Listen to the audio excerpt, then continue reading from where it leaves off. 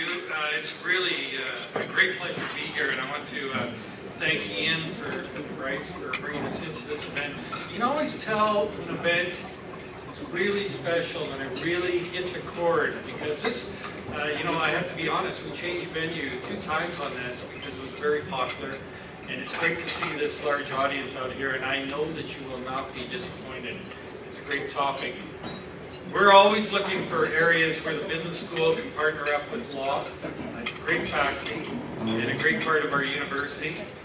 And this particular topic ties in perfectly, because our strategy is all about what we call our 3 E's, which are ethical leadership, entrepreneurship, and energy.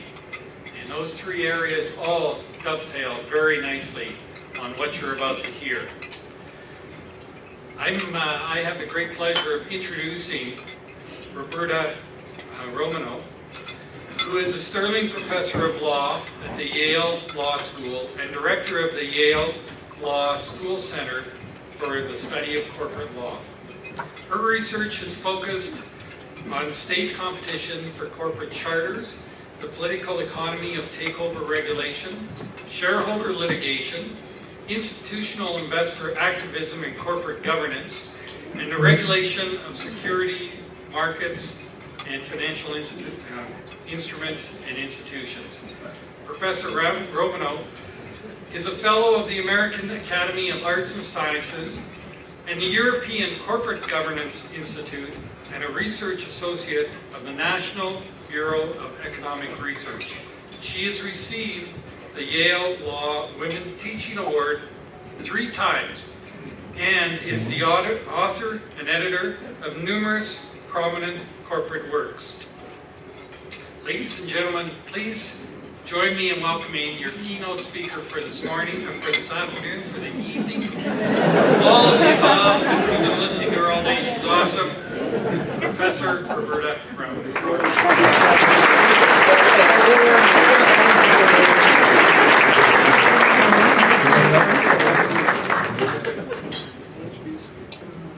Thank you, Dean Stewart and Dean Holloway, and also I'd like to thank my host, Bryce, who's given me a wonderful trip, and Russ. I'm delighted to have the opportunity to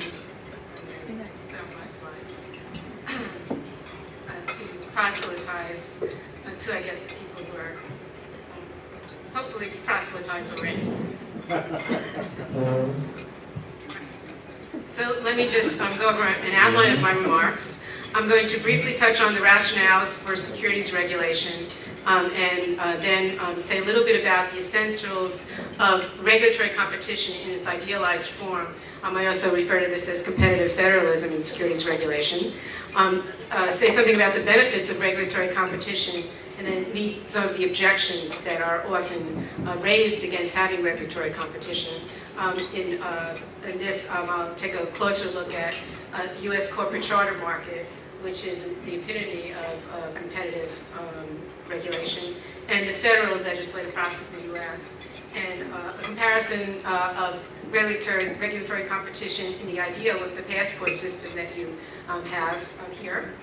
And then I probably don't think I'll have time in my organized remarks, but maybe this could become a topic to return to in the Q&A, which is the global financial crisis, what regulatory architecture had to do with the crisis, which is nothing, but I will raise that, and systemic risk and securities regulation, which in my view is sort of a red herring or an opportunism to return to the single regulator theme, but really systemic risk isn't really related to securities regulation. But if I have time, I'm going to touch on those issues.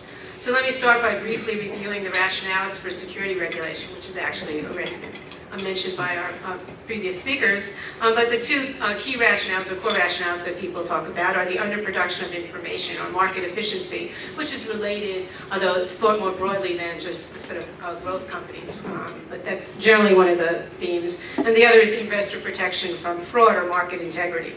And currently, there's a view that, well, systemic risk should also be an objective or a rationale of securities regulation, which I am skeptical of. As I said, if I have time, I'll come back to that. But I want to note at the start that regulatory competition is consistent with achieving both of the core objectives of securities regulation. As I'm going to emphasize in the time that I have, the fact that investor protection works quite well in a competitive system. In short, institutional investors who dominate public markets for large companies, they demand cost-effective disclosure and anti-fraud protection. So they're going to demand that of any company, whatever regime it is, and their demands protect individual investors, since class of securities has the same rights and obligations for whoever holds it, whether they're an institution or an individual. And similarly, if we're thinking about regulatory competition, as long as a regime, so if we're thinking of smaller companies where there may not be that many institutional investors, or the kind of private placements small companies do in Canada, well, as long as the regime itself has some issuers who have local investors, then their presence is going to protect non-local investors. Because no issuing government is going to be interested. Number one, we say no company is going to want to be registered. Any bona fide company is going to want to be under a regime that helps them grow and protects their investors. And if they're not growing, their investors aren't going to be protected. And if they're not protecting their investors, that will certainly affect their long-term growth. But a regulatory regime that also has local investors is not going to want companies exploiting them. And so as long as you have those components, even if there aren't institutional investors, non-local investors will also be protected. And there's no effect, as I will argue, on information production, whether you have one regulator or multiple regulators. But let me just mention what are the essentials of having effective regulatory competition. In the idealized version, issuers choose their securities domicile, independent of the location of the stock transaction or the stock purchaser, which are the standard jurisdictional approaches that people take to securities regulation. So the chosen domicile, though, then their jurisdiction must be exclusive, right? So there's just one regulator that is in charge of all of the issues that have to do with your securities regulation. Speaking of this in the US, that means the SEC, our national regulator, would just be one of many regulators that an issuer can choose to regulate their securities issuances and the like. Could be states, other foreign nations. It's not the exclusive regulator of the shares trading on US exchanges as it is now. Now, one wants some investor protection provisos, which are an important part of making regulatory competition work.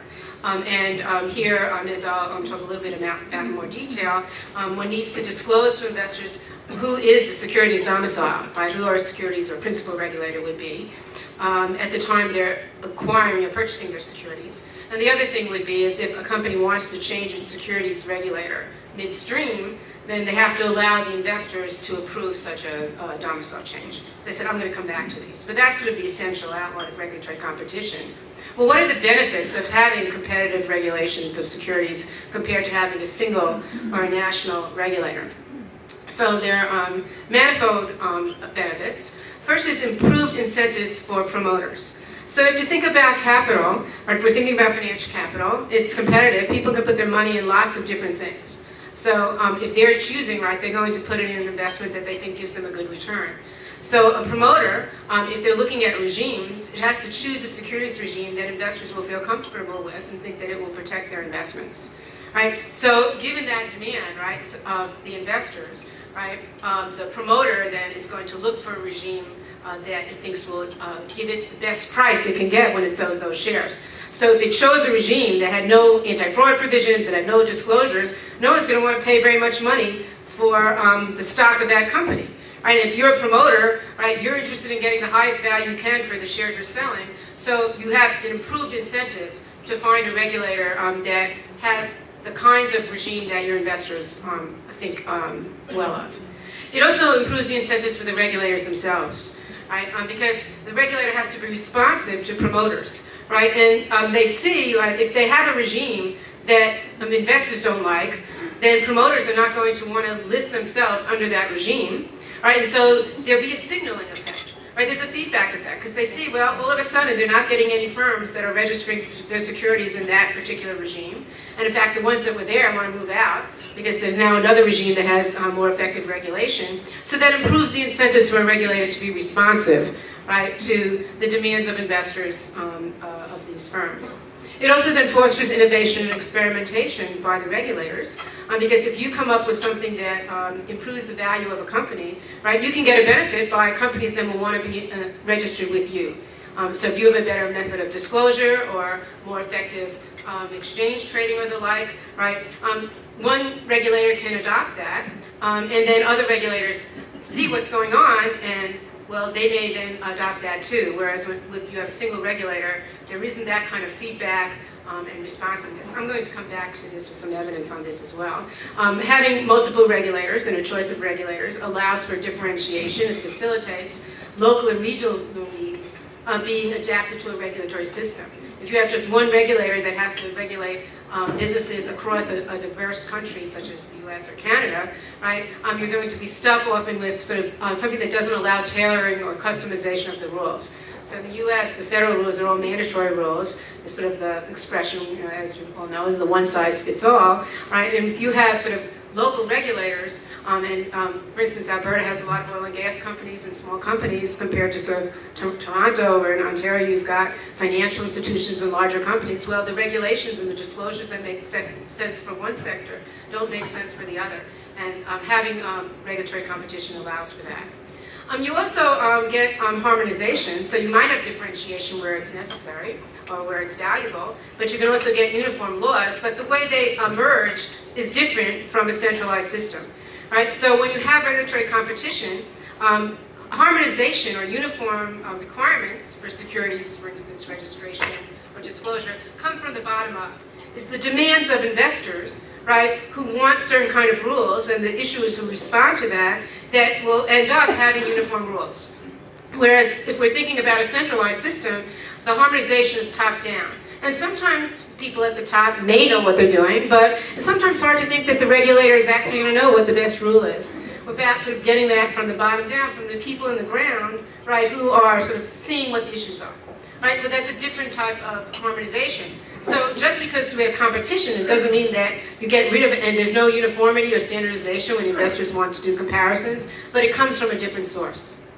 And finally, a benefit that has become prominent when we think about the systemic risk rationalization becoming more prominent is there's a reduced risk of error in regulatory policy. So if you have just one regulator and all of the firms are, in a sort of a country are under its jurisdiction, right? If it makes a mistake in its regulation, then this becomes sort of a global type of error, right, for all the businesses that are regulating it. If you have multiple regulators, right, and if one regulator makes a mistake, well, number one, the firms, it's going to sort of get a decline in the number of firms that are registered under it because they're going to try to go to the regimes that have the better rules, but the failures will be localized, right? So you reduce some systemic error, right? So in some sense, it's the irony that if we think systemic risk, right, is best having a central regulator, it can also aggravate risk if it makes a mistake. So let me sort of talk about, well, so it sounds like everything I said is so wonderful. Why would anyone object, right, to regulatory competition? So let me mention some of the standard objections that people raise to this. And first they say they're negative. I'm going to go through each one specifically. So just as an overview, that there are negative externalities. Information won't be properly produced, and we have spillovers because a company can issue shares across more than one province. And, you know, so if you think about sort of standard economic analyses of public goods and spillovers, then it should be the jurisdiction that at the top should be regulating it. I'm going to come back to this. It's a mistaken premise. The other thing is the race to the bottom, right? We're going to get the worst rules and no disclosure and no protection if we have competition because that's what they think firms want. And I'm going to say the data are inconsistent with a race to the bottom. And here I'm going to use as my paradigmatic example charter competition in the US. This is sort of the states that we don't always use regulation as the word for corporate law, but I'm going to use that as my example. Another one people will say is that you won't get adequate investor protection related to thinking it's a race to the bottom, and I'm going to argue that's a non-problem. And the last thing that, and I think that was commonly said in sort of some of the debates in Canada, duplicate compliance costs, it's really expensive, having a single regulator, a national regulator, I'm going to argue that's also a non-problem. All right, so that's where we're going on the objections. So let me turn to the first one, negative externalities. But securities are contracts in which all investors have the same rights regardless of where they're located. So if someone buys a stock in a company who lives in Alberta, and then they buy stock, but they live in Toronto, that stock has the same rights no matter where you are, right, in the same class of stock, same voting rights, same dividend rights and the like, regardless of location. So having an issue that's sold in multiple jurisdictions doesn't create an externality, right? Because the investors everywhere in this jurisdiction all have the same rights, right? And the parties then to this contract can internalize the cost of benefits, right, to them, no matter where they are. So this is just not, sort of, it's a mistaken premise to say that just because I'm issuing securities of one company across provincial borders, to say that means there's a spillover and externality is just simply false, right? They all have the same contracts.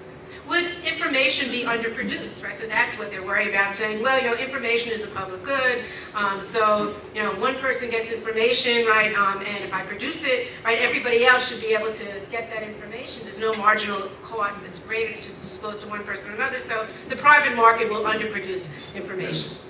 Well, there's considerable evidence that firms voluntarily disclose lots of relevant information. Right? It's financially necessary and beneficial. People won't invest if they don't disclose it, and they also improve their performance if they disclose it. And that sort of suggests one thing, right? I'm going to sort of say a little bit more about that. But let me just note that if what the regulators were mandating be disclosed was the optimal disclosure level, then we wouldn't expect to find that firms voluntarily are disclosing things that aren't required to be disclosed. Right? So it's sort of hard to say whether the cost-benefit of what sort of mandatory regulation is going to necessarily be the optimal amount. But let me just say a little bit about sort of the voluntary disclosures. I'm just going to highlight the last point on this, is that there's considerable evidence if we look at sort of markets that are not regulated for disclosure. So this is the private debt market in the US or the institutional equity market in Europe. We see massive amount of disclosures, right, in these companies, and almost close to what some of the things that are required, right, in public equity markets. Right? And so that's because, of course, the investors who are buying these securities demand information from the companies or they won't invest in it. So companies have to respond and provide that information. Right? If we look at some of the other measures, we find when companies are issuing new stock, right? So an IPO, no, we're talking about secondary offerings that have already gone public. We find that they increase the amount of disclosure voluntarily, and we find so that's positively correlated. So the companies understand, right, that it'll be beneficial if they disclose more information than was required. And it's also sort of, we find sort of improvements in sort of their quality of their price, right, because the bid-ask spread is reduced when people improve the quality of their disclosures. And all of these studies are looking at things that weren't required. So before the SEC required quarterly earnings reports, some of them looked at companies that did quarterly earnings. And they found these sort of benefits to companies from voluntary disclosure. So I think the externalities argument is really mistaken. Let me talk a little bit about the race to the bottom and my view that the data are inconsistent with this. So apart from, I think, the voluntary disclosure information, right, in these non-public regulated markets that I mentioned, which is some evidence that we don't have a race to the bottom, right, if we don't have requirements of disclosure. But I want to focus on the U.S. corporate charter market. So I want to talk about the features of the charter market very briefly. So charters or certificate of incorporation is the proper term these days, but it takes longer to say it. And my time is limited, so I'm calling them charters. Right? I'm going to say something about the benefits of competition that we see in comparison of sort of how the state governments work on this compared to the national government with respect to responding to what firms and their investors would like, and then provide some data that it's not a race for the bottom. As was famously mentioned by a law professor in the several decades ago about competition. So how does the U.S. corporate charter market work? Right, so firms choose a statutory domicile. It works the same in Canada, so everybody here who's a corporate lawyer knows this. But they choose a statutory domicile that's independent of their headquarters, their physical operations. And so they can choose it from among the 50 states in the District of Columbia, but we find most firms either choose Delaware or they stay locally incorporated, right, in the state. Like, so Connecticut companies, little ones stay in Connecticut, and if you're really going to be a big public company, you choose Delaware. It's the dominant choice of public corporations. Significant reforms, so when sort of one company, one state finds an innovation in corporate law, they diffuse across the states, resulting in substantial uniformity in content. So this is just a picture of one of sort of the reforms that came about after the D&O insurance, the Directors and Officers Liability Insurance Crisis in the mid-1980s, where this market froze and companies that had independent directors were worried well, we're going to get anyone of quality to stay on our board if we can't buy directors and officers liability insurance. I mean, you have a market for that in Canada, but your litigation is nothing like U.S. litigation or possibilities of it. So the states responded, and the red line shows sort of the response of the states. Delaware was there were 3 different variants of what states came up with as a response. Indiana, the first state to sort of act, adopted, and that's this sort of yellow standard. It just reduced the liability standard for directors and said we're going to just go to gross negligence. What Delaware did instead was to say, well, we're going to allow shareholders to limit the liability of the directors if they wish. You can amend your charter and limit the liability. You can eliminate it entirely or limit it to alike, and that's what they adopted. And the third one was the American Law Institute's proposal, which Virginia adopted. Not very many states adopted it. It was green. And their idea was to say we're just going to limit damages to some percentage, and it was 3 times the individual's salary that they got as a director. And I think one thing to point out is, so this diffused across the states, but also if we're thinking about a race to the bottom, then we would have thought that the one Delaware and all the states would have chosen would have been the Indiana model that says we're just going to wipe out liability for directors. But the one they chose, which was what Delaware took, and the one that's in sort of these 46 states, the red picture line here, was one that gave shareholders the ability to, if they wanted to eliminate it. All right, so if you were in a race to the bottom and you were exploiting shareholders and you were managers just doing this, you wouldn't have chosen that as the incorporation state. We don't see corporations moving out of Delaware. In fact, they moved to Delaware. The states that were late in responding lost some firms to Delaware that wanted to be able to take advantage of this provision, but the shareholders had the choice. And you find this just as an example, as you probably all well know, right, in securities regulation in Canada, you found that too, of diffusion across the states. With respect to sort of the ideas in Alberta and in Manitoba about private venture capital and small firms' ability to raise capital have gone across the provinces, and there's been experimentation on sort of these independent adjudicatory tribunals like Quebec and the like. Let me say a word about comparative responsiveness. So if we were to look at Delaware, right, and how it acts with respect to corporate law, and the national government, which is in charge of securities regulation. Right? In Delaware, we have continuous updating in response to changing business conditions following the recommendation of experts. So the limited liability statute was after sort of, there was a Delaware decision that increased the liability of directors, Smith and Van Gorkum, in an unexpected way. Independent directors had approved a merger at a substantially high premium, but the court said, well, they didn't get much information. They approved it at the opera, and they let the president did all the negotiations. They didn't get an independent appraiser. We should note, though, that it was actually a pretty well-informed board made of people who were executives of businesses in the same area where that company was and the like. But they were held to be grossly negligent. Right? And then you had, in conjunction with that, people couldn't get insurance, and the legislature responded. One can think of this almost as a reversal of the Supreme Court's decision, but not in the exact way, because they gave shareholders the choice. And they also employed a lot of investment bankers later on because we had to get fairness opinions, right, to show the price was correct. But if we were to look at Congress, how does Congress respond? When do we get major securities legislation? Well, it's episodic in response to crises. Every couple of decades, we have a stock market crash, right, and they pass some laws. And they adopt off-the-rack proposals that some policy entrepreneur who's associated or affiliated with someone in the legislature who's leading the legislation adopts it. In Delaware, they don't pass any corporate law unless it's approved by a committee of the bar, the corporate bar, which is broadly representative since Delaware has lots of corporations, both acquirers and target companies. And they vet the issues, and the legislature actually doesn't really propose anything. They get the recommendations from the bar committee and they approve them. Right? And as I said, there's continuous updating. Right? Every year or so, I teach corporations, and I always have to sort of change something because there's something new in the statute. Right? Whereas Congress just doesn't do this very well. If we were to look at the SEC in recent years, their updating has become highly politicized, where the votes are on party line by the commissioner. Whereas in Delaware, as I mentioned, these are bipartisan statutes. Delaware also is more rapid if there's a decision by a court that is adverse. It's unusual. The Delaware courts have great expertise. They're selected. There's a special chancery court that's selected for people who've had business experience, and they know the corporate law cases. But sometimes they adopt decisions that companies may think are adverse or unclear about what's going on. The legislature does rapidly reverse them. Congress doesn't reverse Supreme Court decisions. I have to say, so the Supreme Court decisions on securities law are not particularly useful decisions. They don't know much about business law, so we're not surprised. All I can say, I'm glad I teach corporations, so it's mainly state law. I don't have to deal with most of the Supreme Court decisions. I sat in on a bankruptcy course, though, and it turns out their decisions on bankruptcy are even worse than securities law in terms of understanding the economics of the transactions. Right, but this is sort of something so we're glad that they don't like business law cases because they don't know about it, they don't take them, and it's good that in the U.S. you have that problem in Canada, I guess. Your national court hears the corporate law cases.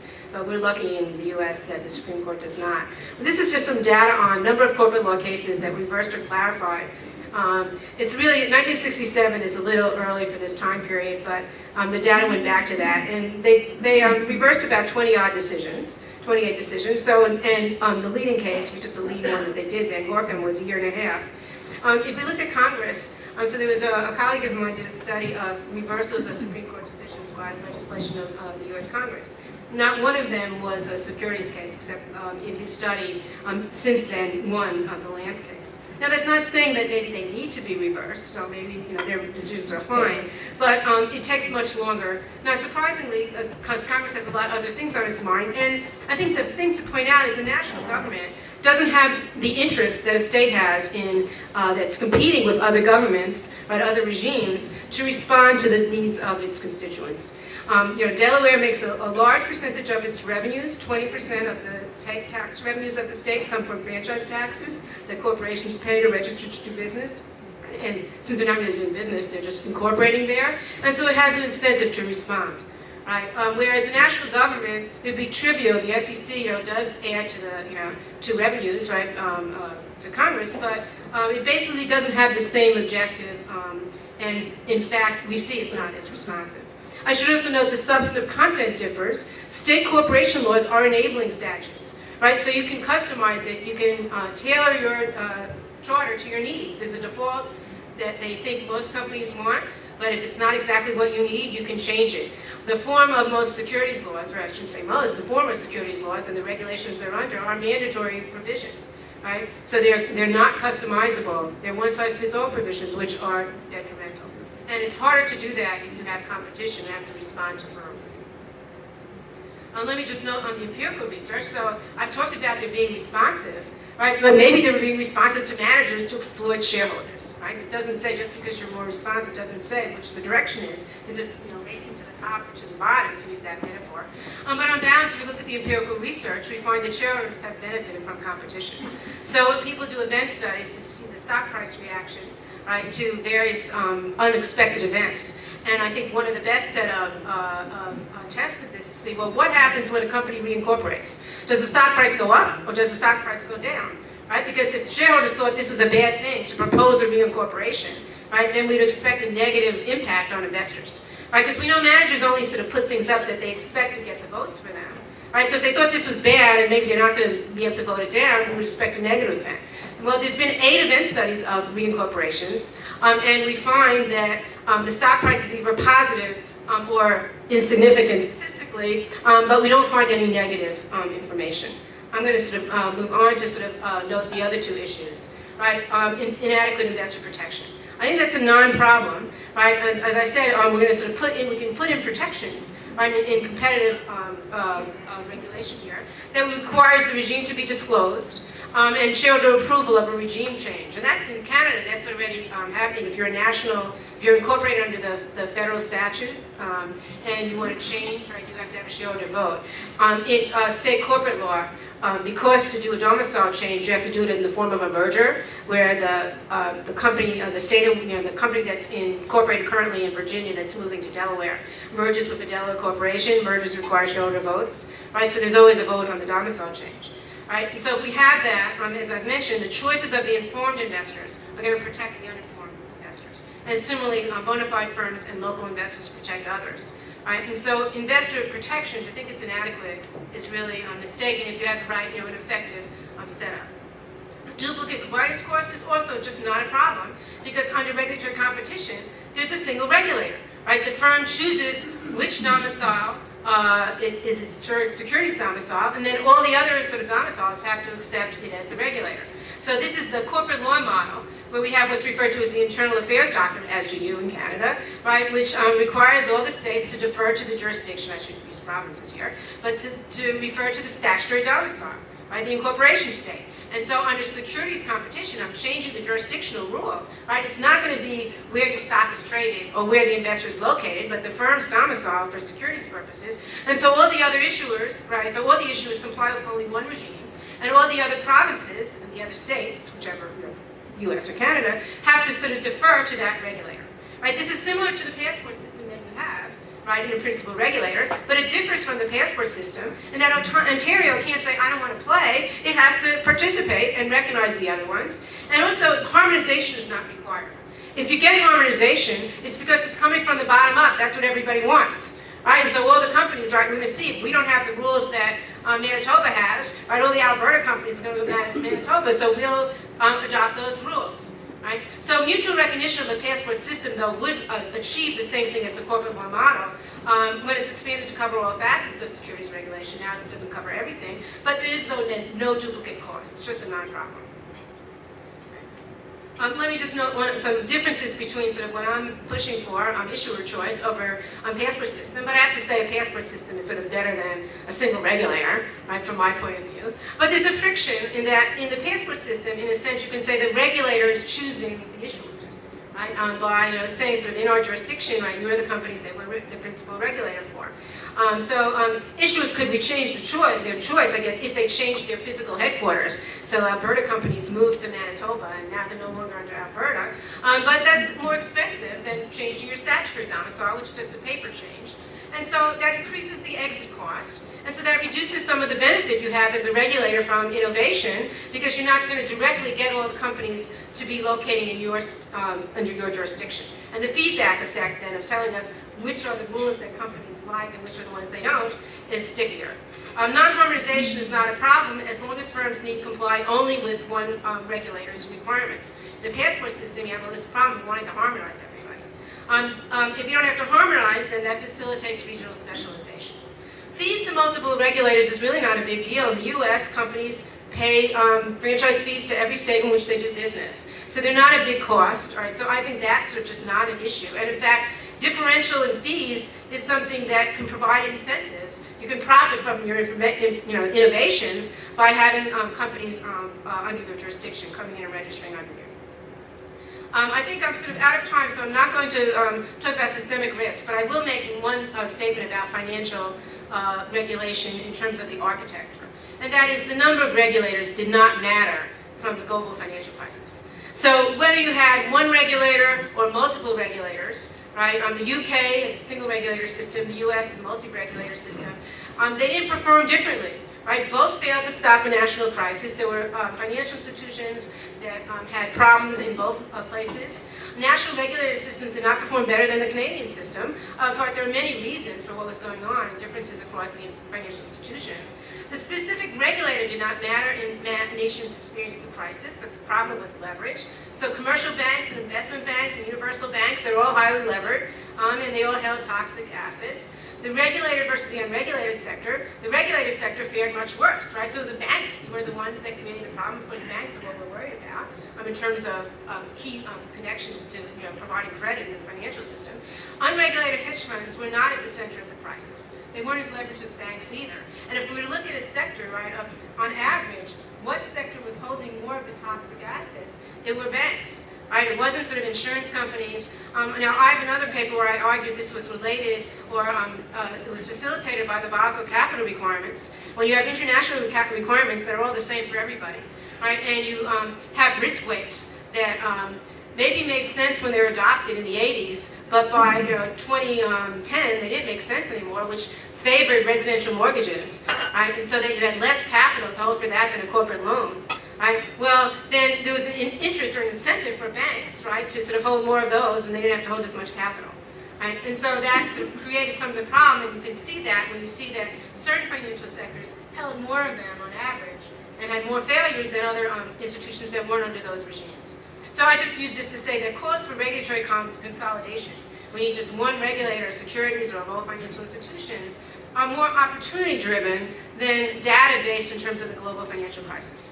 So let me sort of stop there and not say much about systemic risk, but to just conclude that there are substantial costs of moving to a national regulator or a single regulator system for securities regulation.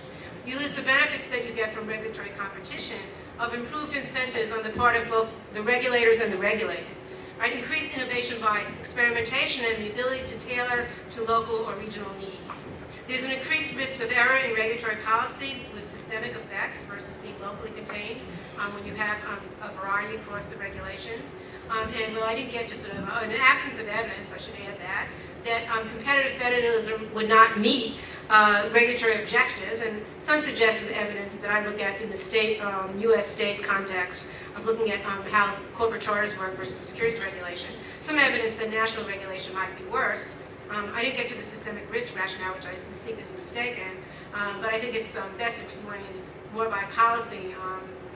People who wanted to have a single regulator, Rahm Emanuel notoriously said something when he was the chief of staff to President Obama, that a crisis is a terrible thing to waste, right, when they were passing that legislation. And I think that's some of the aspect of systemic risk and securities regulation. But if there's time later, I'll come back to that. Thank you.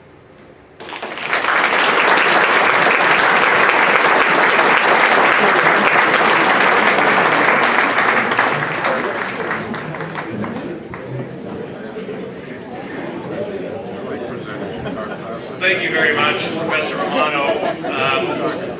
For those of us who have always instinctively thought it was a bad idea to have a bunch of guys in Toronto regulating Alberta and Manitoba capital markets, it's always nice to have some facts and evidence to now back up our instincts. So thank you very much for that presentation.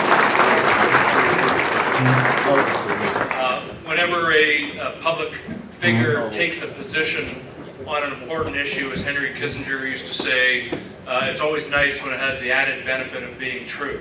So it's nice to have that additional evidence and those very well-considered arguments before us.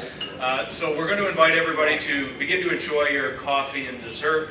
As coffee and dessert are being served, we'll call on our four panelists to take the stage behind me, and we will then get our panel discussion underway.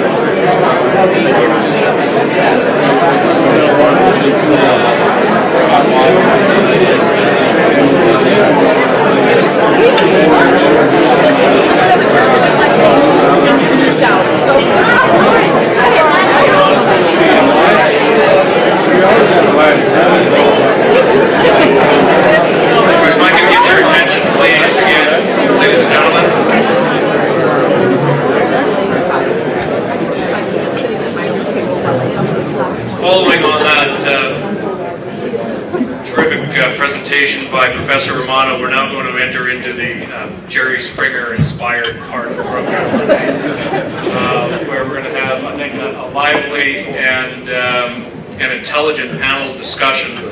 We're very fortunate tonight to have four extremely well-qualified panelists who bring to the conversation tonight a variety of really good and important perspectives.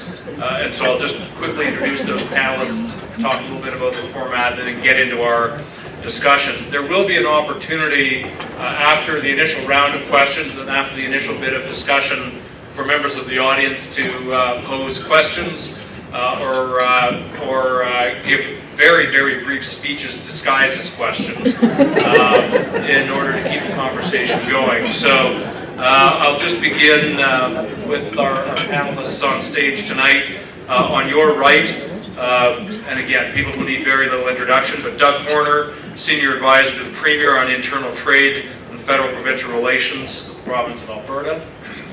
Next to Doug is Darrin Hopkins, Director and Co-Head of Public Venture Capital Division of the Public Venture Capital Division for Richardson GMP. Next to Darrin is Bill Rice, Chair and CEO of the Alberta Securities Commission. And of course, next to Bill is Roberta Romano, Professor of Law at Yale Law School. Just before we begin the conversation tonight, we are operating under the, I think, fairly well-known Chatham House rule. And like the Spanish Inquisition, very few people suspect that there is, in fact, only one Chatham House rule, and it is as follows. And I'll just read it directly. When a meeting or part thereof is held under the Chatham House rule, participants are free to use the information received, but neither the identity nor the affiliation of the speaker nor that of any other participant may be revealed. Now, this is a room full of lawyers, and so you're, of course, looking for exceptions and broad or narrow interpretations of that rule.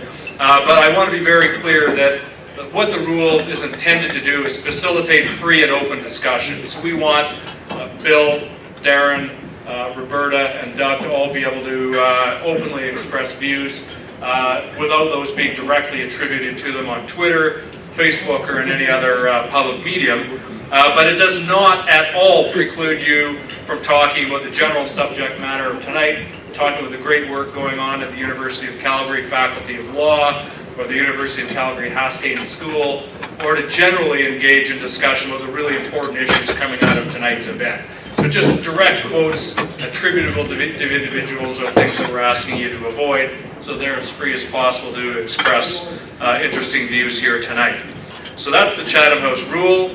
Those are our panelists, and now we will begin the conversation, and I will just get it kicked off with a question, this one directed to Doug and Bill to start with. But the question to Doug and Bill is, what is the applicability of Professor Romano's thesis to Canadian securities law regulation? Can we have competitive federalism in securities law in Canada? If so, how? And if not, why not? Well, thank you. And I sat through Professor Romano's presentation wishing that she had been at a Council of Ministers meeting with Ontario and the federal government with me about 1.5 years ago, because we probably wouldn't be where we are today if that had happened. She made all of the comments that prove to, I think, everyone that is certainly here, but would also be across the country, that systemic risk is not a rationale for a national security system, that there is competitive regulatory opportunities within the passport system, and there has been. We've been working on that. There is harmonization that has been ongoing, but the history of this whole thing was all about bringing one jurisdiction into the fold, and that was Ontario, so that we had reciprocal issues, and that we could then concentrate on the competitive nature in each jurisdiction. I absolutely believe, and I think the province of Alberta absolutely believes, that we can have a system that is competitive, that has regulatory approvals within the sovereign right of the provinces, which has been proven by the Supreme Court. And I think, frankly, that the federal government has moved in a direction that is counter to that, and the province of Alberta will push back, and will continue with the passport system. Bill? Well, it's refreshing to finally hear an academic argument that supports what we've been arguing, obviously, for a long time in practice. That that is that in theory, academically based, you have the right structure here rather than something that needs to be fixed. And Professor Romano's theories dispute the generally accepted premise that surely 1 is better than 13, and that if you were starting with a clean sheet, you'd start with some other structure other than the one we have. We're in fact the example that proves Professor Romano's theories, and it's, as I say, refreshing to finally have an academic basis for the practical position that we've taken for some long time. I would submit that Alberta has benefited significantly on the regulatory side from our independence. It would be invigorating if we thought that we could take the next step and actually compete for constituents. That would indeed be a challenging and interesting tack to take on. But as a result of our independence, we've established operational efficiencies and enjoy operational efficiencies in the province that I don't think are possible under the national system, particularly one backed by the federal government. We've got less bureaucracy, we've got more nimble decision-making, there's more a greater alignment of policy and strategy within our organization. We've got access to local market participants and vice versa. We've got local decision-making. There's a sense of pride and independence at the staff level that I believe would be lost in a larger structure. We prioritize our policies and strategies to the local market.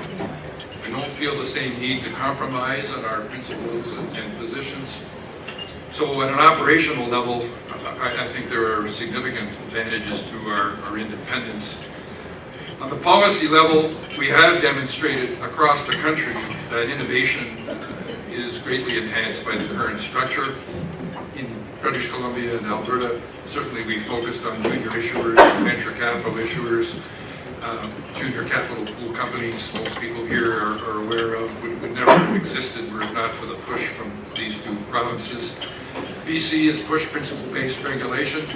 It didn't go all the way, but it had a significant influence on regulation across the country. It certainly would not have originated in other jurisdictions. We here in Alberta have had a moderating influence on corporate governance intrusion, as we would see it. Issues around controlled companies, say on pay, mandated board composition, proxy advisor regulation, term limits, derivatives. All of those things we've had a moderating influence, and there's a sense in Alberta that directors take their responsibilities seriously and ought to be left to do their jobs. That's not the view everywhere in the country. Sarbanes-Oxley was another example where we fought hard against auditor attestation and were successful, and implemented a very limited certification requirement for venture issuers, which again would have seen quite a different regime had the eastern provinces been left to take the lead. Takeover bids, shareholders' rights plans, early warning rules, we've had a significant influence on changing the direction. Exemptions, of course, would be the area where there's the most differences, but it's taken Ontario 10 years to finally determine that an offering memorandum is a good idea, just as we're trying to determine how we might best tailor that exemption. There's an understanding of risk and reward in this jurisdiction that I don't think exists elsewhere in the country. And venture market disclosure and corporate governance projects have been a priority here in Alberta, as well as in BC. And we have been successful in implementing proportionate regulation. And recently, a discrete regime for venture companies, although as a result of resistance at the Toronto Stock Exchange level, and in Ontario in particular, we weren't able to go as far as we'd like. But we are an example of how Professor Romano's theories worked, and we have a great many examples to demonstrate how at least our independence, if not our competitive environment, has benefited not only Alberta, but the nation generally. Thanks very much. Doug and Bill provided, I think, a very good policy and regulatory perspective, and I just want to ask Darrin, from a securities firm perspective, if you can provide your perspective on what's at stake in the event that there is a move to a monopolistic national securities regulator for venture capital markets, the world that you operate in. Now, notwithstanding the Chatham House rules, I've been told my firm's official position is Switzerland. So I'm here speaking my own mind. The problem I see it in, Bill touched on this, is that there's dynamic efficiency in the capital markets in Alberta and in British Columbia, Western Canada, even Quebec, most certainly. And that dynamic efficiency will be lost when we move to a Ontario-based central regulator. And I can say that with evidence, saying, as Bill touched on, well, the offering memorandum was done 12, 14 years ago. They're still reviewing it in Ontario, and when it comes in, it will be modified also. So notwithstanding, there's a 14-year test case out there with Alberta. Ontario still thinks they know better, and they're going to make changes to it because they just know that they have no empirical evidence to show that, but there's going to be changes to it. The Junior Pool program, which was created here in Calgary, is 27, 28 years old now, and it took Ontario 17 years to adopt that. The Alberta Stock Exchange was created out of a need that was not being met by the capital markets in Ontario. So all of these things, and there are new exemptions in front of the commissions here in Alberta and BC, that I suspect maybe by the time I'm ready to retire, we'll be rolling through Ontario to review. But these all were created out of a need, and it was a need that wasn't being met.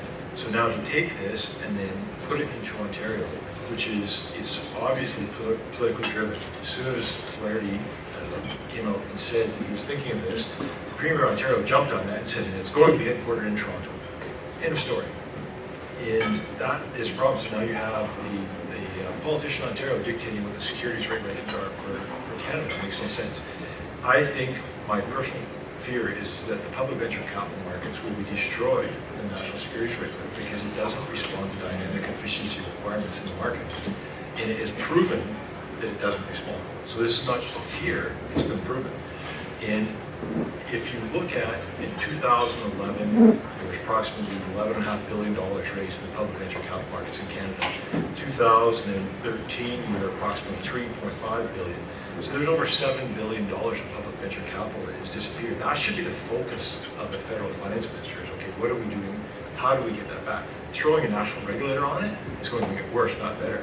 And so when we have a tomato can factory go out of business in Ontario, it's front page news all across the country.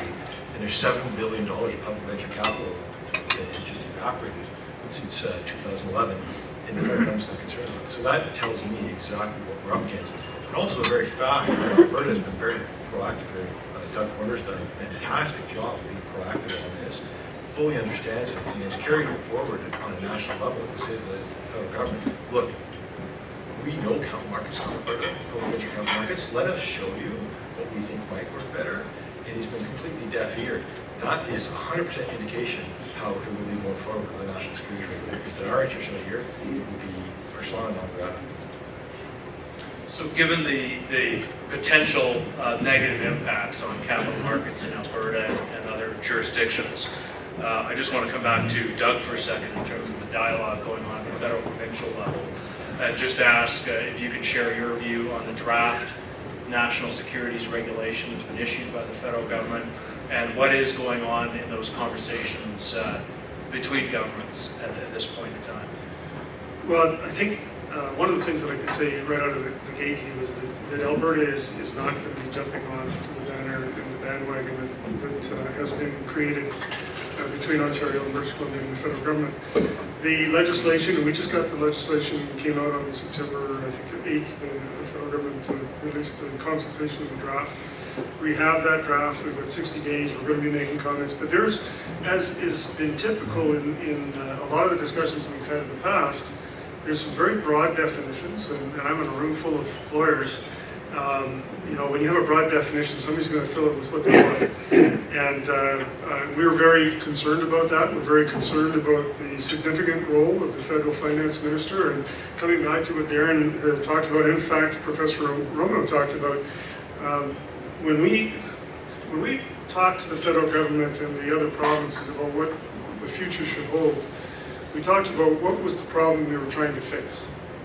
And I think that's the one thing that we have to come back to when we start this conversation is what is it we're trying to fix? What was wrong with the passport system? What was wrong with where we were at? And frankly, we haven't really got a good answer for that. We were actually doing quite well in the passport system. We were bringing it together, and I know there's some issues around harmonization, which I heard tonight that may not be great for competitive regulatory environments. We can work on that. But the reality is the federal government said systemic risk. They said that they wanted to be able to have a national enforcement was a big issue. They said that they wanted to have harmonization, and they wanted to have, and you know, how important this is depending upon where you're coming from. They wanted to have an international representation that they could have as a face to the rest of the world in the international markets. What Alberta presented, and it actually came from Calgary, was an Alberta concept that handled all of it. Systemic risk, the National Systemic Risk Committee. We already have that, actually. It's the heads of agencies. You formalize that, you have a National Systemic Risk Committee. And I really do believe that Professor Romano was correct when she said that systemic risk is not a rationale for a national securities regulator. And in fact, and I agree with Bill here, to have the academic proof that shows that having that national securities regulator may indeed cause a potential systemic risk because the error can be national in scope is something that we will certainly be bringing to the table next. But having a National Systemic Risk Committee, having a national enforcement agency, actually every province, including Manitoba and Quebec, we said too, you know what, enforcement is an issue. And I know that we have some opposition members from the legislature here, they've heard the same thing that I have. Let's get some enforcement issues dealt with. It's not something that is over the top, but it's something that needs to be dealt with. But when you talk about the regulatory environment that Alberta has created, that Manitoba has, and Quebec has, in the areas of expertise that we have, let us do that. That's the competition, that's the area that we have. Darrin made the comment that I've hit kind of a deaf ear on this one. We did. We basically were told that we're not interested in any other concepts, and we're moving forward with the one that they've signed on to. You have BC and Ontario that have decided to join with the federal government in their CCMR proposal. They're going through that. The legislation, as we talked about, is on the table now. But Manitoba, Quebec, and Alberta are standing firm in the fact that we do believe that we can have a competitive regime that will be beneficial. So as you look at the lay of the land today, I would say that you have now two entities in our country that will be hopefully working collaboratively together. And I've been told that we will have reciprocal approvals between ourselves and the CCMR, which would be interesting. And we're hopeful that that will move forward. And I think that's the discussion we're going to have now. It's not about, you know, what is it that it will take for Alberta to join. My mandate is there isn't that out there, so we're not. And so we're going to move forward. Now, my mandate's changed a lot over the last few years. But at this point in time, I don't see where we're going to be moving upon, you know, we're going to jump in there or they're going to jump in with us. What we need to define now is, so how is this going to work? They've put legislation on the table. We need to stand firm in defending Alberta's interests, and we need to stand firm in defending your interests in terms of the small cap market, in terms of what you've done here in this jurisdiction, in terms of what Manitoba and Quebec has done. So a long-winded answer, I apologize, but effectively, that's where we sit today. Great. A good answer, though, so forgive me for the length. I just want to just pick up on the theme that Doug mentioned, and hopefully this is a fair way of characterizing the draft federal bill, but I've heard it described in other places as a so-called solution in search of a so-called problem. And back to the issue of the problem that it is allegedly attempting to address, of systemic risk. I wonder if I can just ask Professor Romano just to address the question of the linkage, if any, between systemic risk and the jurisdiction which takes the lead on securities regulation. I'd be happy to do that. I will also note that I did look at the draft legislation, and I was astonished at what they included to be counting as systemic risk that they're going to regulate. They're regulating sort of benchmarks, like an S&P index or whatever, the TSX index, and it's hard to understand how that could have what the value of an index can have anything to do with systemic risk. If we think of it's hard to they include pension funds and every sort of entity that they could think of was put in under this. So it's even broader than what you suggested that they put into that statute. But we want to do with me and my slides, and you could just back up 3 slides. Sure, I can try to do that. Let's see how that goes. See that works. You should have seen the panic on his face when he said that. So 1 more, 2 more actually, I think. I don't know if we've got them on the screen, so let me just try Are they on the to screen? solve that problem. We can't see the screen Well, anyway. Mike's Okay, he's going to turn it on. And I think there's one other, I have one before that. Okay. That's the second one, I'm going to do that. So, as I mentioned on the screen, that systemic risk is a term that is widely used and misused. It's not well defined or easily measured, and people just started to try to figure out how do we actually measure systemic risk of financial institutions. The paradigmatic definition relates to a bank run or a banking panic. That it's a systemic event because the banking system cannot honor its obligations, and so in a whole it's insolvent. Using the work of my colleague Gary Gordon, who just discussed sort of what the issue was in the current or the most recent global financial crisis, is that people invest in sort of bank-created like money or debt, and he refers to that as informationally insensitive. So we're investing in something that we don't want to know any information about, right? The whole point is that we don't have to worry. It's not like a stock where someone could have an advantage against us in trading, but we're putting our money in something that's safe and we don't worry about it, right? And that's what, before the crisis, securitized assets had that effect. I mean, people would buy treasuries, but you didn't have them. Now we have like lots of treasuries, but at the time there's a limit on how much treasuries are available for people who want this type of secure asset. And so banks create that. There's some data that's, you see that there's an inverse relation. The more treasury securities there are, the less there's in private sort of safe assets. And when there are fewer treasuries out, there are more of these assets created. But what happened in the crisis is that all of a sudden, people started to be unsure about what the value of those assets were. The underlying mortgages started to default, and so it was no longer clear, right, that you had a AAA-rated security that you were holding. And the concern was, well, what was my asset? They weren't clear where were the subprime mortgages that were defaulting. Was it in the securitized tranche we had? Was it in the bank that we were investing in or not? And so they became informationally sensitive. And this created a global financial crisis as these assets were no longer serving that function. But this is a concern that is tangential to much, if not most, of securities regulation. And so if we just move down back to the slide, so forward on one. Right? So if we were to look at, if we think about securities regulation, as I described systemic risk, it's really a matter of financial institutions and not products.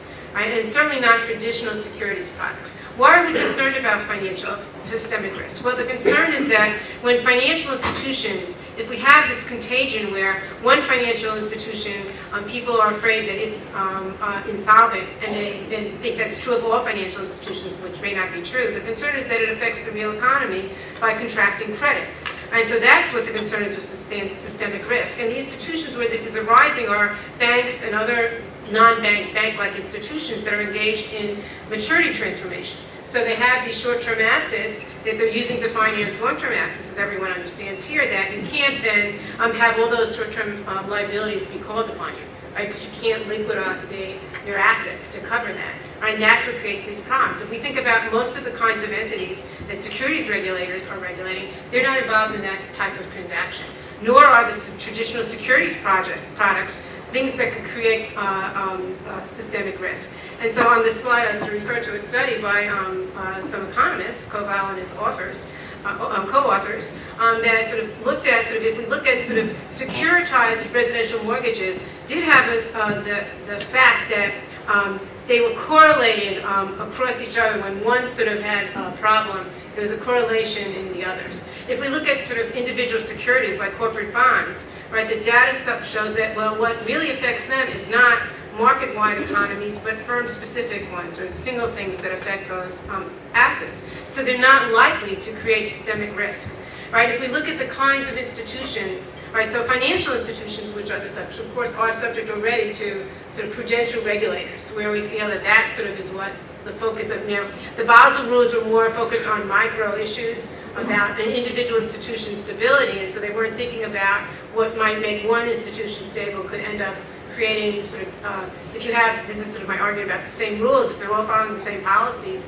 right, it was good to have each one diversified, but then they all were subject to sort of problems with the assets they held, right, so you had this issue. But if we're thinking about any sort of a financial institution that's not regulated by a bank, right, that's subject to the same problem, a securities regulator could be involved with the same kind of supervisory or prudential regulation. It need not be just one, right? So Alberta could take care of the Alberta non-bank banks, right, just as well as Toronto could take care of those banks. If we think about most of the entities, though, that are being regulated by securities regulators, they're not subject to runs. Hedge funds, pension funds, insurance companies, they don't engage in that type of asset mismatch and a type of credit provision in a way that you would create, or you have the possibility of a crisis, right, a systemic failure. So I think that's one of the reasons that people have missed, that it's really not something, whether it's the traditional securities that are the instruments themselves or the institutions that we think of as the subject of securities regulation, that could possibly be the sort of creation of systemic risk and sort of financial global crisis, as we saw in 2008. So that's my short answer on that. Right. And I also have a slide, but not where I'm seeing is, if you look at IOSCO, they have a set of sort of principles. They just added 8 principles to securities regulation that they say has to do with what securities regulators should be doing with systemic risk. 6 of those 8 have absolutely nothing to do with systemic risk. They talk about sort of regulating auditors. What does an auditor have to do with creating systemic risk, right, across banks and their contagion? They talk about hedge funds. So they have a bunch of them that are really micro-regulation of sort of an individual institution, right? And that's what they've sort of listed as things that securities regulators should be worried about. Then they have one that just self-defines it to say, well, securities regulators should be looking for things that cause systemic risk. Right? And the last one, then they have one that says we're going to look at the perimeter, right, of things that might cause systemic risk. And that's true, that's a possibility, but it's also sort of like, we'll just say more and more things come under securities regulation. Right? And that's, I guess, what your job is when you're a securities regulator. I sort of knowing the direction the conversation's gone on to this point, I'm reluctant to ask the next question, which is a highly leading question. But when you look at the financial crises that were driven by defaults on mortgage-backed bonds in the U.S. And the UK primarily, which got the crisis going, it's worth observing that in both countries they had national securities regulators, whereas in Canada we didn't. So in light of that backdrop, I want to ask if any of you are prepared to say that there is anything positive about the idea of a national securities regulator. That's a leading question. All right. Darrin, you almost look like you were going to say something. I think Warren Buffett once said, if the phone doesn't, when he thinks about a bad idea, and somebody asks him, you can call this bad idea, he said, if the phone doesn't ring, that's me. I think that's the same, but just additional to that, is let's not forget that what caused the problems in the capital markets in Canada from 2008 on is it was led off by asset-backed commercial paper, which was created and issued and flogged by the banks who were federally regulated and the insurance companies. And that is what caused problems in our capital markets, coming from organizations that are federally regulated. And they, in fact, damaged our capital markets. So now to say, well, let us regulate the whole thing, well, then that just compounds the problem. And what you're doing is you're compounding, in my mind, the potential for systemic risk, because now you have the stock exchange owned by the banks and insurance companies, you have a federal regulator in Ontario, you have banking regulation federally, insurance regulation federally. It's all compounded into one think tank that caused us all the problems back in 2008. So it flies in the face of any kind of semblance of rationale to have this. So that's my answer. Great, a good answer. If my phone doesn't ring, I'll know it's Warren Buffett next time too. It's good to know because my phone often doesn't ring. So my next question is just on the issue of what the provinces are currently doing.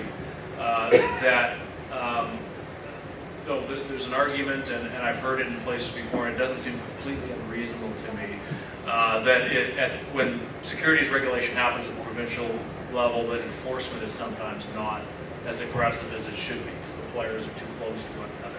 An example of that came up in Manitoba after the collapse of the Provincial investment fund. People felt the regulator went easy because it's a small province, people are too close together, and some people use that as an argument for going to a national regulator. So I just want to ask, is there not risk when you get down to local provincial levels on the issue of enforcement? And can provinces be doing a better job on enforcing and policing what's going on within their own jurisdictions? Maybe I'll let Bill lead off on this one. Well, I wouldn't say that we all could do a better job. We all strive to do a better job in a difficult territory all the time. I absolutely don't accept the argument that because we are a provincially based regulator that somehow we are protective of provincial businesses or personalities. I think you probably wouldn't like to meet any of our investigators, but if you ever do, you'd certainly see a sense of commitment and enthusiasm that would be quite frightening. And they would like nothing better than to get their teeth into the most important person they can find in this province. That's kind of exciting for them. That is something that they find very invigorating. I just don't see any evidence of protectionism at all. Rather, I think we have the advantage of at least understanding the local market, being able to step back in some circumstances and appreciate what's important, what may not be so important. The example that I use of the deficiency of a national enforcement program is that if you were sitting in Ottawa or Toronto trying to determine your priorities, I think you'd determine that organized crime, which is behind much of the securities difficulties in Montreal, is your priority. Not an illegal distribution up in Grande Prairie, Alberta. But in Alberta, our business is illegal distributions in Grande Prairie. And as our organization does, we take those offenses very seriously. And we leave organized crime in Montreal to somebody else to deal with because it doesn't affect the capital markets here. If I could, and Bill's absolutely right. And one of the things that we had as a council a discussion about was how do we strengthen the enforcement piece. And frankly, one of the things that I heard when I talked to other jurisdictions was it wasn't about, gee, wouldn't it be great if you had a national securities regulator so we could all file in one place or any of those sorts of things. It was, hey, maybe there's an issue with enforcement. Maybe. It wasn't an issue of, well, here's an example they could point to, although we've had some examples in our jurisdiction where because of the innovation that you have in a competitive regulatory environment where you're looking at financing things that sometimes might be a little bit risky and sometimes might be a little bit different, but that's who we are. You're going to have some issues that you're going to have to deal with differently than, to Bill's point, the issues that Quebec might have to deal with. The Council of Ministers of the passport system actually have made a commitment that we do want to increase or strengthen the enforcement provisions that are within our memorandum of agreement. You know, criminal code violations are criminal code violations, and part of what we presented to what became known as the Alberta concept was the creation of a national enforcement agency with could be headquartered in Ontario. We actually didn't really find that. That came out of actually a roundtable here in Calgary. But the reality of it was the enforcement side, okay, if there's areas that we need to do better, let's do better. And I don't think any of the securities regulators across Canada would disagree with that. But that is not a reason to have a national securities regulator and a national securities group in Toronto dictating to Alberta what we're going to do in our regulatory environment. It's a different situation. I also note that the U.S., it is a dual enforcement system, so the states, we do have securities regulators in all the states, and states bring actions not only separate from the SEC, but they'll also bring their own actions. It depends on the activity of, and I guess the political ambitions of the attorney generals in the states. where they bring sort of criminal actions or civil actions. New York State has been very active on this dimension. And I think part of the issue of where, you had a question before about national regulators or enforcement, this is a resource issue. And national governments often have more resources than smaller provinces or smaller states, and so they can sort of more effectively deploy the resources. After Enron, we had, a special task force. The SEC doesn't do criminal action, so it's all the Justice Department. They had a special Enron task force directed at that. So that is sort of an issue for it. But that's separate from what we sort of normally think about sort of the regulation part as opposed to the enforcement part of securities. Great. I think we're ready now to take questions from the floor. It's 10 after 8, so does anybody in the crowd have a question? Yes. And I think we've got students here with mics so that you can be heard. So just bear with us for 1 second. I can speak very loudly if you wish. You may choose not to answer this question. You might choose not to answer this question. Son? Yep. Yes, I'm not a banker, I'm not a lawyer, although I am married to one, which most of the time is a good thing. I'm just wondering, with a brand new, in my opinion, very competent new premier, who's come from one of the big 5 banks, who was formerly a federal cabinet minister, working with a prime minister of this country who's from Calgary, what are our chances of not going ahead with it national regulator? Well, we're not. Premier Prentice has been quite forward with me in the sense that he actually understands Bay Street fairly well from his past experience and understands that Alberta's position is the right position in this particular case, and that we're going to continue to the dialogue with our passport partners. We're going to continue the dialogue with those jurisdictions who have not yet made their decision, if you will, or have not bought into what the federal government is offering them in terms of compensation to join. We obviously have not been offered anything, and we don't anticipate to get offered anything, and we don't anticipate that we're going to be jumping on board, as I said, anytime soon. And I think the Premier would be very much aligned with what I just said, because that's what he told me. So. Thanks very much. Do we have another question from the floor here? Vic? I was happy to hear in the opening remarks that Russ mentioned the word innovation. Professor Romano mentioned innovation on a number of the slides. And I think both Bill Rice and Darrin Hopkins did an excellent job of talking about innovations in the capital market, in Alberta, the Capital Pool Company program, offering memorandum program. Also some recent exemptions that are before the Commission right now dealing with private placements through registered securities dealers. So assuming we're going to proceed on what Doug has talked about, Alberta, Manitoba, and Quebec against the rest of the universe in Canada, how do you foster innovation? I'd like to hear from the panel in terms of assuming we're heading towards that type of a system, a newfangled passport system. How do we get the dialogue continuing and focused less on standardization and more on innovation? How do we foster that in what looks like a new system? Thanks, maybe. Doug, why don't you lead off?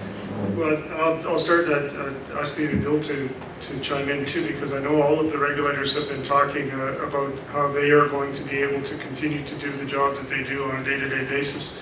And I think it's important that we stress that it's the intention of both provinces that are within the passport system and those provinces that have joined the federal system, or the, they don't like it when I say that, the CCMR system or whatever the feds want to call it. Chatham rules. I think there is a very strong feeling that we want to ensure that you folks can continue to do the business you do, that there's continued to be innovation within that system. Part of the reason why we believe that the passport system is something that we want to maintain is because of that innovation. It's because of the things that we've been able to bring forward, which Professor Romano has so eloquently put forward, comes from competitive regulatory environments. The challenge for us now is going to be to have a discussion with those jurisdictions that are still with us in the passport system about how we now create a negotiation or a discussion with that system of Ontario, BC, and the federal government, New Brunswick and Saskatchewan, and how we work together. Our view has always been, let's not add more levels of regulatory burden. Let's make sure that what we're doing creates the opportunity for innovation and entrepreneurism. That's Alberta's position. That I think would also be the position of Quebec and Manitoba, although one of the roles that I have is to go and make sure that that is the case, and we'll be doing that very, very, very shortly. But in terms of the political side of it, there's a bit of stuff that we've got to get through, and hopefully we'll be able to do that in the near future. We have 60 days to comment on the Capital Markets Stability Act, which we will be doing, but that's not because we want to join it, it's because we think there's some problems with it, and we want them to know about it. And then aside from that, in terms of the innovation, we're working together, many folks are working on some stuff. I think Darrin referred earlier to much of what's evolved in Alberta and across the country has been market driven.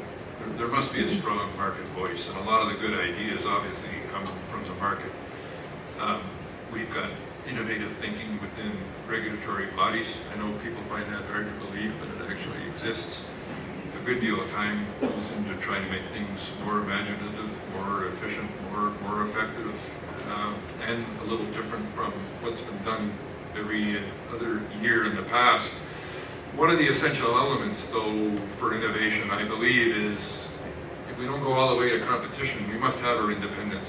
Many people suggest to me, well, surely if you sit around the table with representatives from Ontario and BC, Brunswick and elsewhere, and you express a good idea, well then that good idea, if you argue it properly, will become the idea of the group, and we'll have adventuresome ideas and innovation. That's not how it works. That is not how it works. And unless we have independence, unless we can say no, or we are going our own way, or we're determined to do it this way, we simply are not heard. So I think that has to be accepted based on our experience over decades of regulation. If we don't have our independence, you're going to lose almost all of innovative thinking and persuasiveness across the country. The other influence is the desire for harmonization. And I think some decisions are going to have to be made in the coming years about measured harmonization. Just how much harmonization does the market demand? And it is the market that demands harmonization. It isn't the regulators, it isn't the governments, it's the market. So on the one hand, you want innovation, and you want different treatments that are going to give your environment an advantage or what you think is better treatment, but at the same time, there's a resistance to differences and to a lack of harmonization.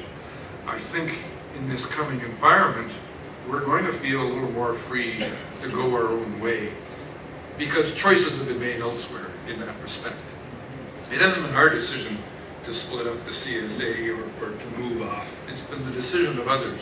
Well, if that's the consequence, then maybe we're going to feel a little more free to make our own decisions, make our best choices for the province of Alberta, and not be so concerned that we're doing something exactly the same as the rest of the country.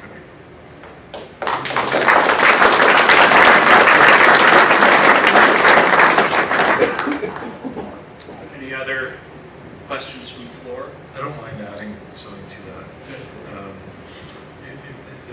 I'm never sure lately whether I should say this at the start or the end, but that's, in my mind, that's not making a mistake. This is the NEP of the securities industry, appearance of what this is the national regulator. My next question is, are there any federal PCs in the audience here who are members of Joe Alder's team?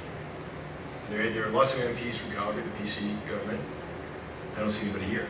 So that tells me right away how interested this minister, the federal minister, is in innovation and hearing what Alberta has to say.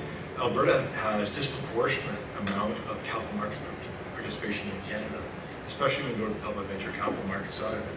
So we have a strong voice. So when the federal minister trots out the province that represents 1% of the Canadian capital markets and says, look, they join my team, I think the more important question to ask is, well, why isn't Alberta here? That's the question. Because they do a lot of creative things in Alberta, and they have, with the TSX Venture, which was created here in Alberta, the most successful public venture capital market in the world is here, and yet there is no interest from this federal minister or anybody within this program to listen to what Alberta has to say. So that's problematic. So, and then if you look at the document, we talk about proportionate representation. Well, it's proportional on population, not on capital markets participation. Again, that makes no sense. Absolutely no sense. Why would you stack it with based on population as opposed to who actually participates in the capital markets? So that's another issue that tells me they're not interested in listening. The veto power is contained in the document. Again, this says, notwithstanding what happens, the federal minister can say, no, I don't like it, end of story. So those are all problems. We have a great amount of creativity in Alberta, in BC, and in the Western provinces with regards to public venture capital markets. They should be embracing that and saying, well, how do we go with that? How do we make this work even better? Rather than saying, we're not interested in what you have to say, we're going to run everything out of Ontario. And Mike Thompson pointed out something last week that I think some of the neighborhood 8 out of 10 jobs that are created in Canada are coming from Alberta. And again, shouldn't they be listening? Well, what are you doing in Alberta that's creating this? Rather than saying, no, we want to take it over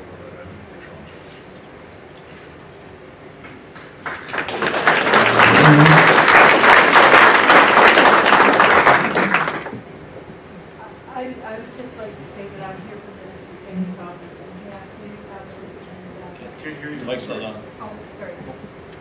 Oh, okay, I'm just saying I'm here from Minister Kenny's office. He asked me to come, and he is interested and we're hearing. Great, thank you. That's wonderful, but I did write to Mr. Kenny, and he sent it over to, he sent me a letter back saying this is Mr. Oliver's report. So, for the record. I intend to organize a round table. Thank you. Yeah. What do you want? The Chatham schools are working. This is good. So I think that leads into a good conversation about action. If there's concern about the process and the policy direction, we live in a democratic country, and people's views are important. Minister Kenny, I think, has demonstrated an interest in hearing from people. So Doug, in terms of the formal process that's now underway with the draft federal legislation, what opportunity, if any, is there for members of the crowd here tonight to make a submission and put forward a view? I guess, Hugh, what I would say is that Alberta has decided that we're going to be members of the passport system, that we're going to move forward with that, we see there's some issues with the legislation. The legislation is out there for comment for 60 days. We will be, as your province, we'll be making representation to the federal caucus. I hope to talk with Jason and James Rajat and Minister Oliver again in the near future. Minister Campbell will also be doing the same thing on this file. I've been appointed as the designate on securities by Minister Campbell, so I'm going to be talking to our counterparts in the other provinces about next steps. You've probably heard that the Quebec government is quite firm and has made some decisions as to the direction that they're going to take. We'll be talking about whether or not Alberta is going to join that. I think what's important for us too, though, is, and Bill made a good comment in the sense that it wasn't us that decided we needed to blow this thing up and change it around and fragment it. Our goal, and I would ask and hope that this would go back to our federal members of parliament, our goal is not to fragment it further. In fact, our goal is to create a system that you can become and do the things that you do well as entrepreneurs, as capital markets are want to do, and to follow some of what Professor Romano's doctrine around the competitive marketplace could do for Canada, not just Alberta, but for Canada. And so whatever we do, we're hopeful that we'll be able to create a regime and a negotiated part where we'll do our thing if that's where it ends up. And we would hope that there would be some reciprocity between their thing, whatever their thing ends up to be, and we'll show them that Alberta and others have very innovative ways of doing things, and we can be as positive as we possibly can. Having said that, we're not going to get pushed over either. Thank you very much, Doug. And I would just add to that, certainly encourage members of the audience here to contact your member of parliament, local ministers to raise issues as well. I think clearly Doug and Premier Prentice and others are going to advance the provinces do very well. But knowing politics, the more people you hear from, the more persuasive you are. So Hugh, if I could just, Hugh, on that one, if I could, when I was very much involved in the initial part of this, actually, was when we had a round table here in Calgary, and I actually went to the Alberta caucus, a number of the Alberta caucus, federal members of parliament, and I was told in no uncertain terms that Alberta businesses wanted a national securities regulator. Flat out, that's what they wanted. And I said, well, I had 30 businesses in the room in McDougall that told me that they didn't want that. And I was told that that probably didn't happen. So there is what you, when you ask what you could do, it's make sure that you talk to those involved about the fact that maybe you want a national securities regulator, or you thought you wanted a national securities, or you think there might be room for that. Just take what you took today and say, let's have that discussion at least before they try to do something which this legislation, and Professor Romano is absolutely right, this legislation as it stands today should not pass, because it does give them the power to change what we're talking about doing. So I would encourage you to ensure that when I sit down at the table next with our federal counterparts, what I don't get is, well, nobody's called me, and everybody tells me that they want a national security regulator, because that's exactly what I got. Yeah, I would ask for that. Yeah, I was going to suggest, so maybe you need to do like survey Alberta firms, or Quebec needs to do that, and saying, asking them, do they perceive there to be a problem, or what is the problem to, or do they think regulation by a national regulator would solve whatever they see a problem in the current system is. And the selling point to firms is that one regulator in a passport system, one set of rules works just as well as a single regulator, but it's someone who's closer to you. Right, because it's the local, your principal regulator is local, so they know your needs better, or they should know that your needs better. And so maybe that's another way to get support for that. Like you can get, as you were saying, get data saying that, I'm not just making this up, but this is what business communities are interested in. And we will be doing another roundtable just after the last date of consultation for the Capital Markets Stability Act. We'll be having a roundtable where Mr. Campbell and the Premier will be involved. And hope we'll have a good take-up on that sometime in November. Good, thank you. I think we've got time for one more question. If anybody has a burning question that they'd like to put to the panel tonight.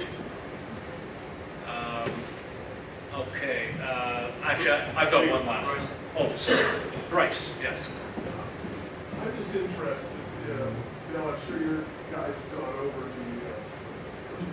I'm sure you guys have gone over the draft act. I'm just interested, is it constitutional review?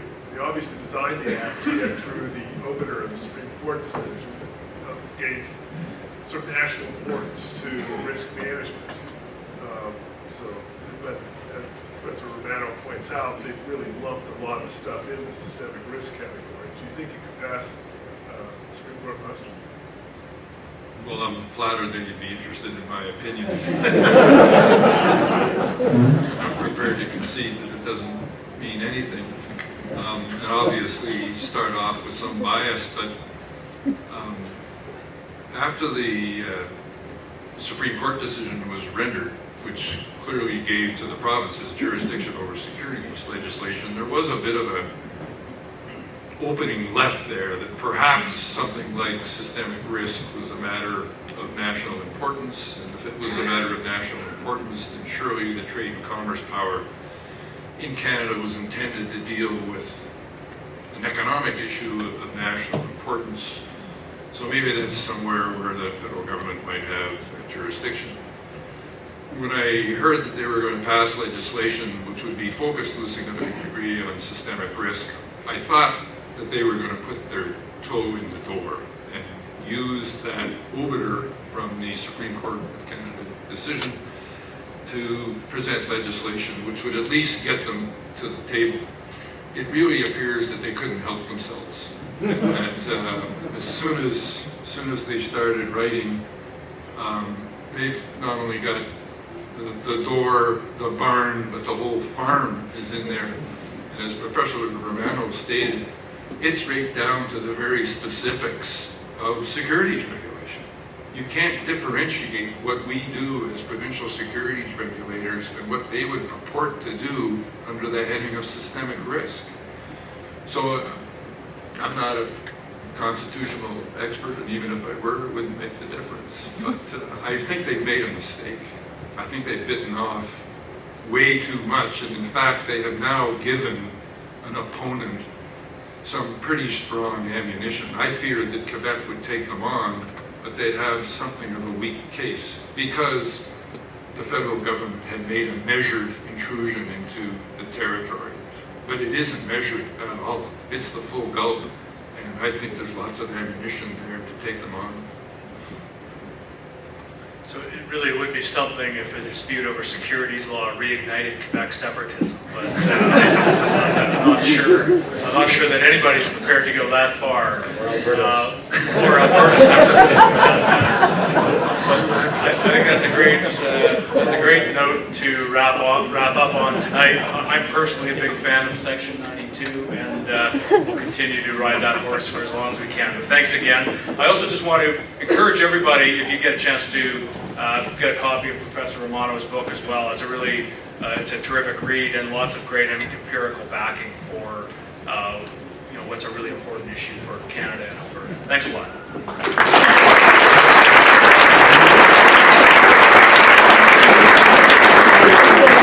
Thanks very much, Hugh. Thanks, man.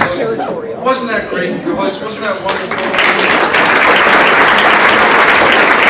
This is the kind of thing that makes us all feel so proud to be part of our university community. So thanks to all of you. Roberta, thanks for coming, and colleagues, thanks for joining us and rounding out this wonderful evening.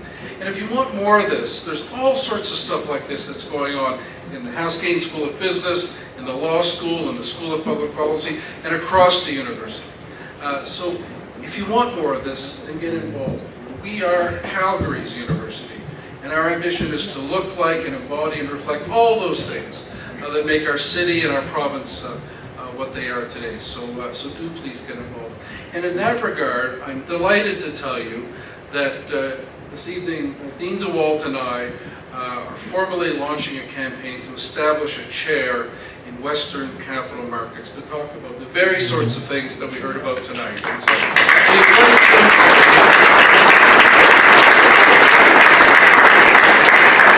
we invite you to join with us in supporting this chair. And in that regard, the chair of our campaign, Carrie Dyke QC, is here with us. So if you're interested in being part of this wonderful future, talk to Jim or me or Carrie this evening or any other time. Russ, in his opening remarks, talked about the wonderful machine that we have in the law school, and I wanted formally to note them, because I'm the guy who gets to go to work with them every day. So I want to express my thanks and our thanks to our colleagues, Karen Hill-Chow, Kira DeVries, Margaret Harriman, Allison Abel, who's here, the wonderful group of students that greeted you and handled the microphones, and of course to my colleague Bryce Tingle, the Murray Edwards Chair in Business Law. So colleagues, thank you very much for it.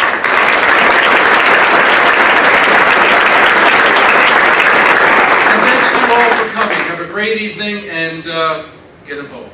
So thank you all so much.